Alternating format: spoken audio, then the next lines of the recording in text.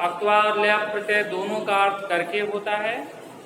अक्त्वा प्रत्यय बिना उपसर्ग का प्रयोग होता है और ल्या प्रत्यय उपसर्ग से युक्त धातु में प्रयोग होता है। दोनों में यह अंतर है। जैसे पठ जोड़ ल्या प्रयोग नहीं हो सकता है, आ जोड़ गम जोड़ ल्या प्रयोग होगा, लेकिन गम जोड़ अक्त्वा प्रयोग सही है गत्वा, लेकिन आ गम जोड़ ल्या प्रयोग गलत हो जाएगा। तो इस तरह का दोनों प्रत्यय में यह अंतर है कि दोनों प्रत्यय का अर्थ करके होता है और ल्या प्रत्यय उपसर्ग से युक्त धातु में प्रयोग होता है। और तुमुन प्रत्यय जिसका अर्थ के लिए होता है, इसके अंत में तुम जुड़ता है, पठतुम, गंतुम, खादितुम इत्यादि। और ये तीन प्रत्यय जो हम लोग पढ़ रहे हैं, अक्त्वा, ल्या, तुमुन, ये तीनों कृदंत प्रत्यय के अंतर्गत आता है, अर्थात क्रिया में लगता है, मूल धातु में लगता है। मूल धातु किसको कहते हैं? पठ, गम, खाद इत्यादि को मूल धातु कहते हैं। शब्द रूप में यह प्रयोग नहीं होगा, ये मूल धातु में प्रयोग होगा। पठ, गम इत्यादि मूल धातु है और तीनों प्रत्यय अव्यय बन जाता है। अव्यय बन जाता है मतलब ये निर्धारित एक ही रूप रहेगा। पठित्वा बना तो पठित्वा रहेगा, पठतुम हुआ तो पठतुम ही रहेगा, द्रष्टुम बन गया तो द्रष्टुम चेंज नहीं होगा।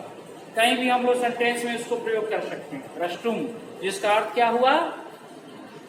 द्रष्टुम का क्या मीनिंग हुआ? देखने के लिए। तुमुन प्रत्यय का अर्थ जब भी होगा के लिए अर्थ लगाएंगे और अक्त्वा प्रत्यय और ल्या प्रत्यय का अर्थ करके लगाएंगे। इसके बाद युष्मत शब्द रूप जो त्वम, युवाम, युयम इत्यादि होता है, वो युष्मत शब्द रूप होता है जो हम लोग जानते हैं, उसको पढ़ेंगे। इसके बाद आज हम लोग देख रहे हैं उत्पत्त विभक्ति, जो कारक का विशेष नियम होता है, उत्पत्त विभक्ति। कारक के नियम के अनुसार सेंटेंस में प्रयोग होता है। एक हम लोग डायरेक्ट सेंटेंस बनाते हैं कर्ता, कर्म, क्रिया इत्यादि से, लेकिन उसमें जब और सेंटेंस हम लोग बनाने लगते हैं तो कारक के चिन्ह जो कर्ता ने, कर्म को इत्यादि होता है, उसके अतिरिक्त भी प्रयोग होने लगता है। और वो कहाँ से होता है? वो उत्पत्त विभक्ति से होता है। उत्पत्त विभक्ति क्या होता है? तो कुछ ऐसे शब्द, कुछ ऐसे क्रिया का प्रयोग जिसके कारण उसमें कोई विशेष विभक्ति, द्वितीया, तृतीया, चतुर्थी इत्यादि का प्रयोग होता है, उसको हम लोग उत्पत्त विभक्ति बोलते हैं। ये द्वितीया विभक्ति से आरंभ होता है, क्योंकि प्रथमा विभक्ति सामान्य है, कर्ता में प्रथमा विभक्ति, लेकिन कर्म जो होता है द्वितीया विभक्ति, उसमें कुछ शब्द है द्वितीया विभक्ति, जिसमें कारक के चिन्ह के अनुसार अगर हम लोग प्रयोग करते हैं, कर्ता ने, कर्म को इत्यादि के अनुसार, तो लगेगा कि इसमें ये प्रयोग होना चाहिए, लेकिन वह प्रयोग नहीं हो रहा है, कोई दूसरा विभक्ति प्रयोग होने लगेगा। जैसे अब द्वितीया विभक्ति में देखो, ये शब्द होता है परितः, उभयतः दोनों तरफ, और परितः का अर्थ होता है चारों तरफ। इस शब्द के योग में द्वितीया विभक्ति का प्रयोग होगा। परितः, निष्ठा, इसका अर्थ होता है निकट, प्रति, के तरफ और बिना, के बिना। ये चार शब्द हम लोग को द्वितीया विभक्ति के लिए पढ़ना है। चारों तरफ, निष्ठा का अर्थ हुआ निकट, प्रति मने ओर, और बिना मतलब के बिना। द्वितीया विभक्ति का शब्द हुआ। प्रयोग कैसे आएगा इसका? प्रश्न है कि कैसे क्वेश्चन होगा। क्वेश्चन ऐसे होगा इसका, डैश परितः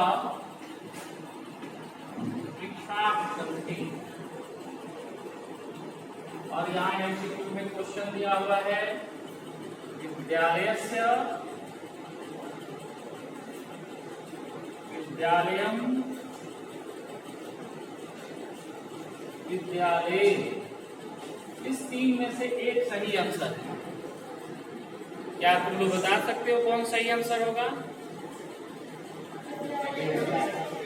विद्यालयस्य या विद्यालयम या विद्यालय यहाँ लिखा हुआ है, तीनों में कौन सही है? विद्यालयम। अब ये तुम लोग बहुत स्पष्ट रूप से समझ चुके कि विद्यालयम क्यों होगा, क्योंकि ये परितः के योग में द्वितीया विभक्ति लगता है, और ये विद्यालय से तो षष्ठी है, ये विद्यालय सप्तमी है, तो ये विद्यालय में यहाँ। जबकि तुम मीनिंग से देखोगे तो यहाँ पर लगेगा कि ये प्रयोग होना चाहिए, विद्यालय के चारों तरफ। सामान्य मीनिंग देखोगे तो ये लग रहा है कि होना चाहिए, लेकिन ये हो नहीं रहा। यही उपपद विभक्ति है, इसी को हम लोग याद रखना पड़ता है। देखो जैसे ये परिता, हम लोग ये पढ़ रहे हैं कि इसके योग में द्वितीय विभक्ति प्रयोग होता है। द्वितीय विभक्ति ये परिता, निक्षा, प्रति, विना जब प्रयोग रहेगा तो इसके योग में द्वितीय। अब कहाँ द्वितीय होगा? तो जैसे दिया हुआ है कि डैश परिता वृक्षा, मतलब इसके परिता माने चारों तरफ वृक्ष। अब तीन शब्द तुम्हारा दिया हुआ है, विद्यालय के चारों तरफ, विद्यालयम द्वितीय विभक्ति, विद्यालय शब्द। अब इसमें तुमको ये पहले ही नियम बता दिया कि इसके योग में द्वितीय लगता है। कौन विभक्ति लगता है?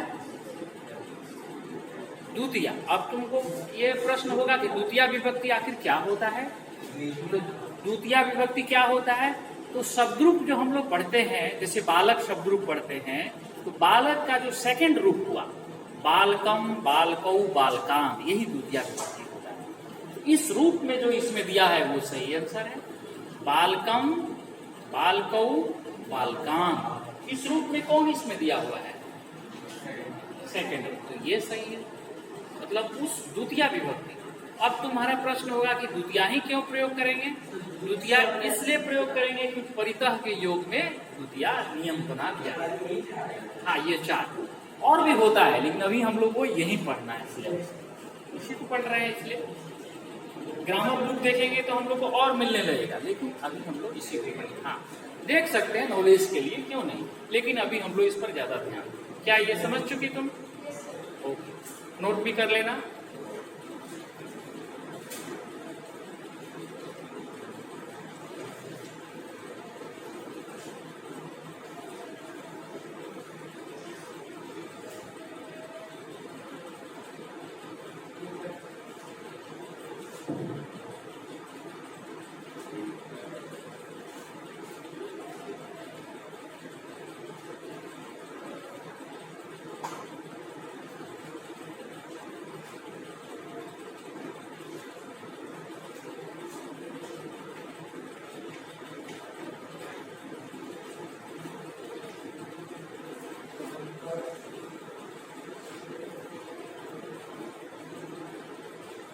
तो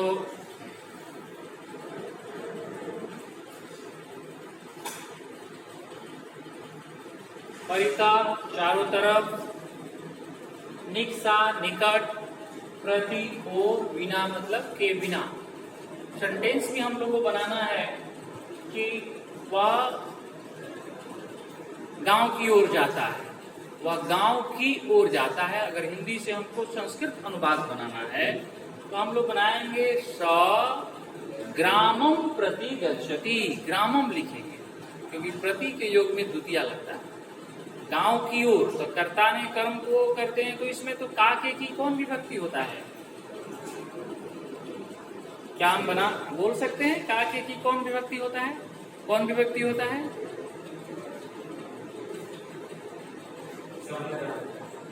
वो कोलीय होता है। का के की कौन विभक्ति होता है? प्रश्न किया है, बहुत सामान्य बात है जो कारक के नियम के अनुसार हम देखें, कर्ता ने कर्म को षष्ठी विभक्ति। यस, तो अब षष्ठी विभक्ति जैसे वह गांव की ओर जाता है, तो अगर हम प्रति नियम नहीं जानते हैं तो हम ग्रामस्य प्रयोग करने लेंगे, जो सही नहीं होगा। तो हम लोग को सही प्रयोग करने के लिए प्रति के योग में द्वितीय लगाना होगा अनुवाद में, और सह ग्रामम प्रति गच्छति अनुवाद। करेक्ट। बिना, वह मित्र के बिना नहीं जाता है, तो सेंटेंस क्या बनेगा? स मित्रम बिना न गच्छति, वह मित्र के बिना नहीं जाता है, मित्रम बिना द्वितीय। ठीक है, सभी समझ रहे होगे? मित्रम बिना सबसे पीछे समझ रहे हो तुम? मित्रम बिना क्यों होगा? क्योंकि बिना के योग में द्वितीय विभक्ति का प्रयोग होता है।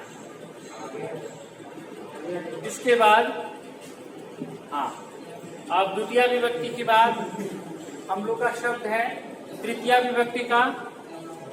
ये द्वितीय विभक्ति के चार शब्द हो गया, और वो भी सिलेक्टेड शब्द हम लोग के पास है। द्वितीय विभक्ति के लिए शब्द हो गया, हाँ केवल द्वितीय के लिए शब्द। तृतीय, जो करण कारक तृतीया विभक्ति बोलते हैं, जिसका चिन्ह से होता है। और इसमें शब्द हो गया शाकम, सार्धम, वीणा, अलम और हीना। ये इसके लिए शब्द हो गया। तृतीया विभक्ति के लिए शब्द हो गया शाकम, शार्धम, वीणा, अलम, हीना। इस शार्धम, शाकम तीनों का साथ होता है। वीणा का मतलब होता है के बिना। अलम का मतलब होता है तृतीया विभक्ति के लिए मत करो। मत के अर्थ में प्रयोग होता है रहने के निषेध अर्थ होता है। निषेध मैंने मना करना। तो क्या कहेंगे? शाकम, शार्धम के बिना, ये था। और अलम का मतलब मत और हीना का मतलब रही, मत। निषेध इसको बोलते हैं निषेध। निषेध का मतलब मना करना। मत निषेध अर्थ में अलम का प्रयोग होता है तृतीया में। और तुलनात्मक अर्थ में चतुर्थी भी प्रयोग होता है। जैसे ये तो हम लोग सेंटेंस में बनाते हैं कि वह मित्र के साथ जाता है। वह मित्र के साथ जाता है। सहार्थे तृतीया विभक्ति है ना। तृतीया विभक्ति सह गच्छति, साकम, साकम कोई भी हो सकता है। और यहाँ पर मित्र दिया हुआ है सह गच्छति, मित्र। क्या सही सेंटेंस होगा? मित्र से बालक शब्दरूप तृतीया विभक्ति एक वचन क्या होना चाहिए? बालकेन, तब मित्रेण। एक इसका प्रयोग हम करते हैं। और इसी को एमसीक्यू में करेंगे तो मित्रम, मित्रेण, पित्राम यहाँ दिया रहेगा। इसको एमसीक्यू बना सकते हैं। और इसी को हाँ दोनों तरह से आता है क्वेश्चन, दोनों तरह से होता है। कोई क्वेश्चन डायरेक्ट भी यहाँ पर प्रयोग करना है, कोई एमसीक्यू भी प्रयोग करना है। तो यहाँ पर हम लोग तो तुम बता सकते हो यहाँ मित्र का क्या प्रयोग होगा? मित्रेण। मित्रेण क्यों होगा? क्योंकि सह के योग में तृतीया विभक्ति का प्रयोग होता है। जैसे राम शाकम, ये तीनों का एक ही अर्थ में प्रयोग होता है। शाकम, वनम, गतवान। और यहाँ पर दिया हुआ है सीता, मूल शब्द दिया हुआ है सीता। इससे सही आंसर हम लोग को बनाना है।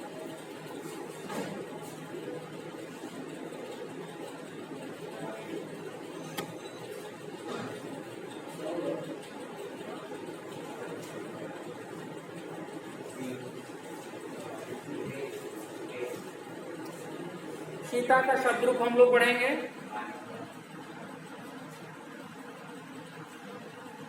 लता के समान। और लता का तृतीया एक वचन क्या होता है? लतया। क्या होता है? लतया। तो सीता से क्या हो गया? शीतया। शीतया, ये सही आंसर। सीता शब्द से सही आंसर शीतया, क्योंकि ये आकारांत स्त्रीलिंग शब्द हो गया सीता। तो जो अकारांत होता है उसका रूप हम लोग बालक पर पढ़ते हैं, और जो आकारांत होता है उसका रूप हम बालक पर नहीं पढ़ेंगे, उसको हम लोग लता पर पढ़ेंगे। इसलिए हम लोग 2-3 शब्द रूप कम से कम जरूर याद रखते हैं ताकि इस तरह का हम प्रयोग कर सकें। सीता का रूप लता पर चलता है। ये शाकम, सार्धम एक तरह का प्रयोग हो गया। वीणा में द्वितीया भी होता है, अभी हम लोग पढ़े थे, और तृतीया भी हो सकता है, दोनों में कोई भी लग सकता है। और अलम का एक प्रयोग हम लोग देखेंगे, जैसे डैश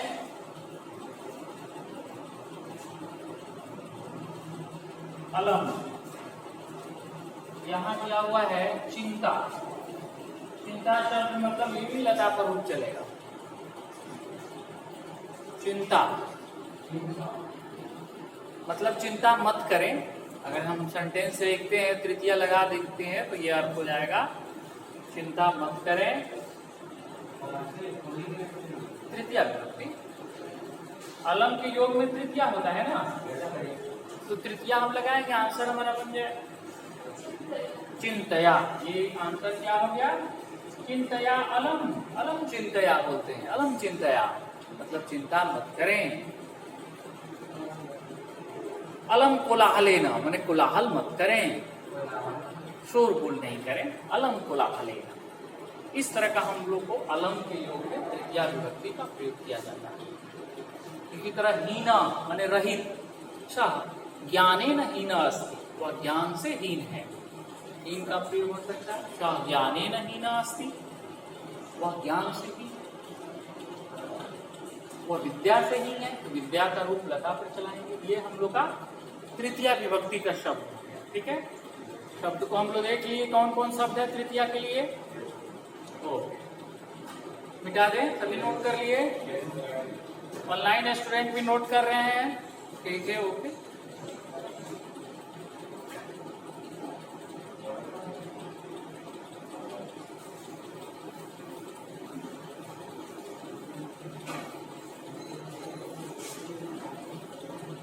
उपपद विभक्ति हम लोग पढ़ रहे हैं, इसका हम लोग चतुर्थी विभक्ति पढ़ रहे हैं। चतुर्थी जो कौन कारक होता है? चतुर्थी सम प्रदान कारक होता है। चतुर्थी मतलब सम प्रदान, उपसर्ग प्रोपसर्ग, दा धातु। कौन धातु इसमें है? दा धातु है। दा मतलब देना, इसलिए देने के जो दा धातु के योग में चतुर्थी विभक्ति प्रयोग होता है। संप्रदानम, यस्मै दानम तत् संप्रदानम, मैंने किसी को एक, ये भी इसमें महत्वपूर्ण है, इसलिए इसके नियम में ही आ गया। संप्रदान, प्रदान, प्रदान करना, किसी को दे देंगे, वो चतुर्थी विभक्ति में आएगा। संप्रदान, जिसका चिन्ह क्या होता है? को के लिए, को भी होता है, यही देने के अर्थ में को होता है, के लिए भी होता है। जैसे वो मित्र के लिए फल लाता है, चतुर्थी विभक्ति, वो मित्र को फल देता है, ये भी चतुर्थी विभक्ति होगा। हाँ, अब इसमें कौन कौन शब्द है ये देखेंगे हम लोग। सबसे पहला इसमें जो शब्द है क्रिया है, रुच धातु जिसका रूप रुच्यते चलता है, रुच्यर्थानाम क्रियमाणा जिसको बोलते हैं। हाँ सानवी सिंह ठीक है, तो रुच्यर्थानाम क्रियमाण, रुच धातु के योग में चतुर्थी विभक्ति का प्रयोग होता है। रुच धातु के योग में कौन विभक्ति? हाँ, जिसको कुछ अच्छा लगे उसको रुच धातु। जैसे डैश फलम रुच्यते, इस तरह का क्वेश्चन और बता रहे हैं। एक रुच है, एक एग्जाम्पल के साथ इसको दे दिए। जैसे यहाँ पर है अस्मद, अस्मद शब्द रूप से यहाँ सही प्रयोग करना। अस्मद शब्द रूप हम लोग पढ़ते हैं, अस्मद मतलब अहम अवाम वयम को अस्मद शब्द रूप बोलते हैं। तो यहाँ पर हम लोग अब कैसे प्रयोग करेंगे? अहम अवाम वयम पहला, माम अवाम अस्मान, मया अवाभ्याम अस्माभि, और चतुर्थी में क्या हुआ? मह्यम, मह्यम है ना। यहाँ पर मह्यम भी प्रयोग हो सकता है, अवाभ्याम भी प्रयोग हो सकता है, अस्मभ्यम भी प्रयोग हो सकता है, मतलब तीनों वचन प्रयोग हो सकता है। इसका अर्थ क्या हुआ? मुझको फल अच्छा लगता है, मह्यम फलम रुच्यते। युष्मद रहता है तो उसका तुभ्यम प्रयोग होता है। क्या तुम समझ रही हो? ठीक हो। प्रॉब्लम इसमें रुच धातु जो होता है, ये धातु, ये जब दिया लिखा रहेगा, देखो तुमको ऐसा लगता होगा कि ये क्यों ऐसा हो रहा है। ये विशेष नियम है कारक का, कि अब जैसे पठ में नहीं हो रहा है, खाद में नहीं हो रहा है, ये सिचुएशन बनाया गया है, ये कि ऐसी स्थिति जब उत्पन्न होगा, जब रुच धातु का कहीं हम लोग प्रयोग करने लगेंगे, तो उसके योग में किसी को कुछ अच्छा लगता है तो उसमें चतुर्थी विभक्ति प्रयोग करना है। ये नियम तो बना दिया गया है, इसी को हम लोग पढ़ रहे हैं। तो मह्यम फलम रोचते, मुझको फल अच्छा लगता है। अब जैसे बोलना है कि बालक को घूमना अच्छा लगता है, सेंटेंस क्या बनाएंगे हम लोग? बालकाय भ्रमणम रोचते, बालक को घूमना अच्छा लगता है, क्या सेंटेंस बना?